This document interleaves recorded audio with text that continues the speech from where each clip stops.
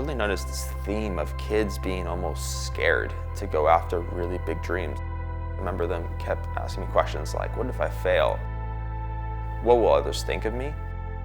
And so for me, I wanted to put something out there, put myself in a spot where it's maybe not super comfortable for me to put myself out there like this. Call that I want to go set a world record, and no matter if I succeed or fail, this project is going out. And so I'm hoping that this can be a piece that some kids can look to, and if one or two kids felt like that, allowed them to take that next step, I would be doing my job.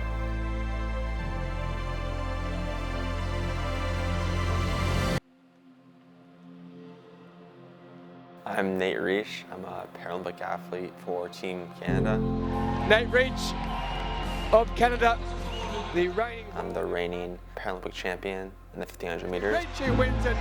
World champion won that in Dubai back in 2019. Men's 1500 metre final is underway. Yeah, and see just what kind of a lead he has. And he's on his way to win himself a Paralympic gold medal. It is a dominant performance for the Canadian. I'm looking to repeat as Paralympic champion, and to prepare for that, I decided to go after the world record on June 4th and put some pressure on it. And initially, running was something that I didn't necessarily like growing up. He was such a bad bicyclist that he became a runner. Nate would just run into parked cars, mailboxes, run into garbage cans.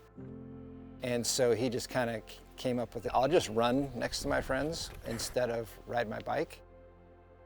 Never thought that that would be a career path for me. When I got paralyzed in 2005, I started using running as rehab.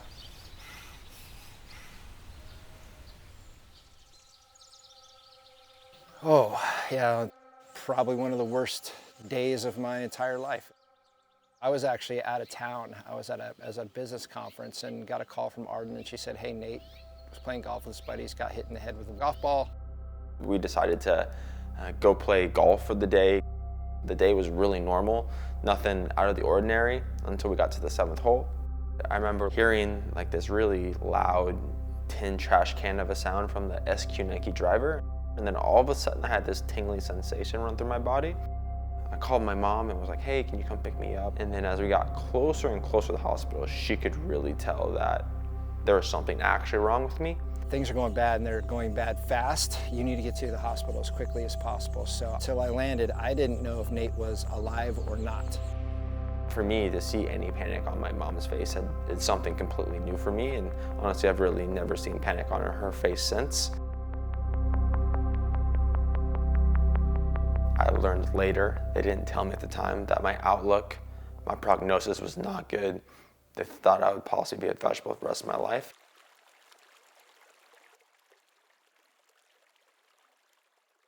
My motivation when it comes to running has really evolved over time. You know, at first it was really to gain as much function as I could in my right leg, and then it became to be the best.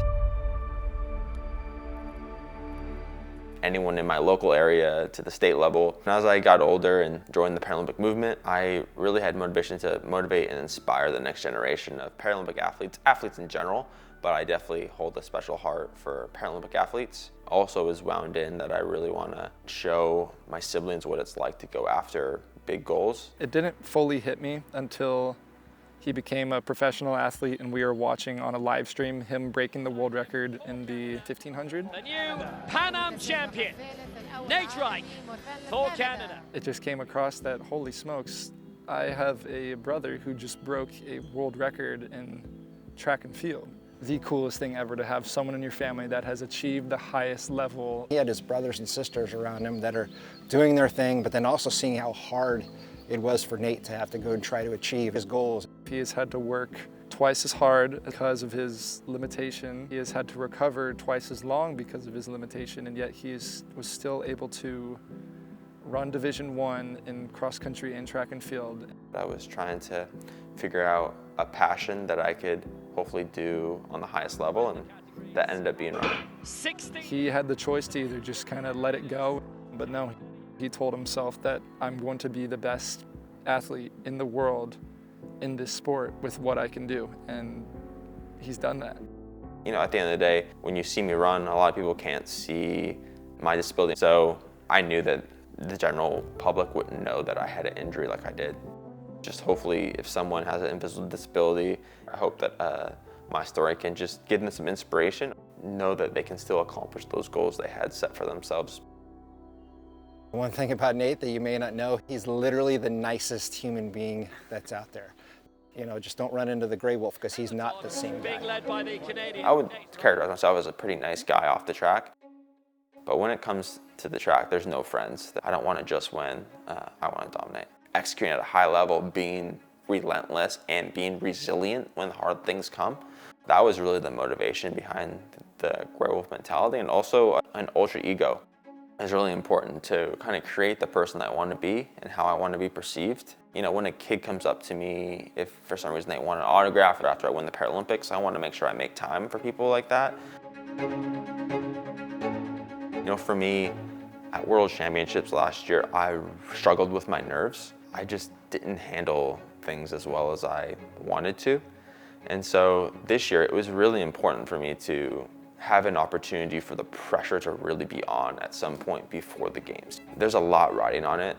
My time is certainly ticking in the sport and probably won't be in it for very much longer. And so we were supposed to have World Championships this year.